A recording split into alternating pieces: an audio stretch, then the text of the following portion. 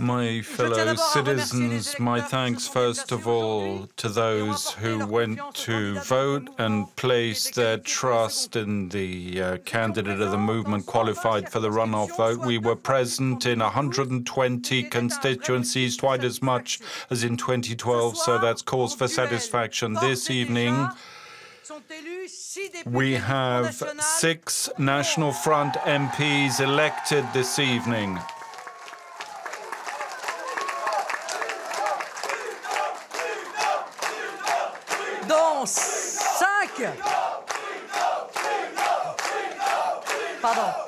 Dont 5 dans le bassin minier. 5 in the mining area, Dominique Pajot, Dominique Nobis, José Vra, and Sébastien Chenu. We await with impatience further results that are expected shortly because a number of constituencies, the polling stations close later. I'll be sitting next to them because voters of the 11th constituency elected close on 58% of the vote elected me and 66% on the Hénin-Beaumont list. Leur confiance est pour moi un très grand honneur. The confidence they place in me is a great honor.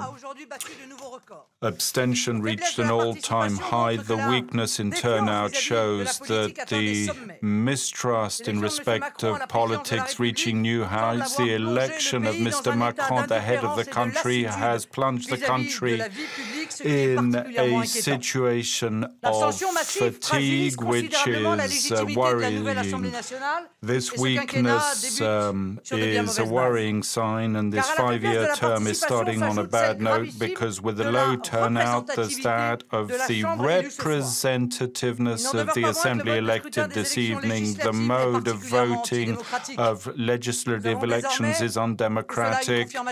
We have a striking confirmation of this. It's outrageous that a movement such as ours that brought together 16 million votes of the first round and 3 million cannot obtain a group at the Assembly. I repeat my call this evening, and I will repeat that insistently. It's vital for our democracy to install proportional voting at parliamentary elections as well as others.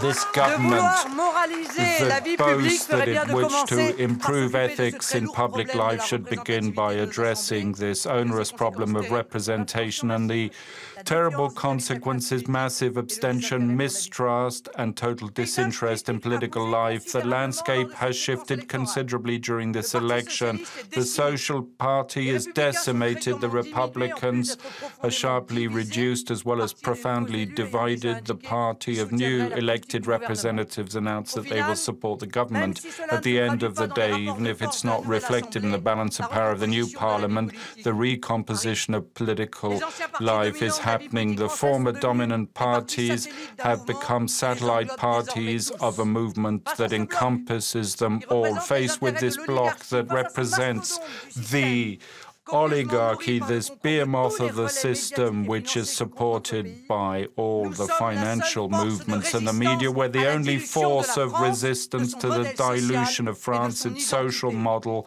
and its identity. We are and remain loyally the defenders of the interests of the French people.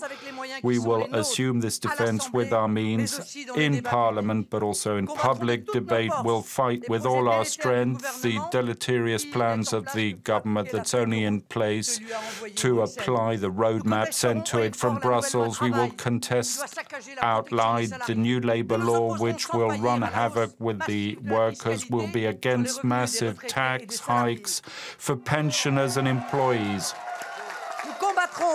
We will also fight the migratory policy, which will accelerate the arrival of migrants in agreement with Angela Merkel's Germany. We will fight for the independence of our country by opposed to free trade treaties and federalism. If the Macron government has a strong majority in Parliament, he must know that his ideas are in the minority in the country, and the French will not support the plans that weaken our nation They are the spokesmen of the millions of people attached to their history, their nation, national solidarity, supporting the weakest, and the greatness of their national identity and French civilization. Patriots must hear this appeal for hope and know that we will always be there tomorrow, stronger than today, to defend France, French people, and offer the nation a project for the future that will break at last with the policy conducted for decades.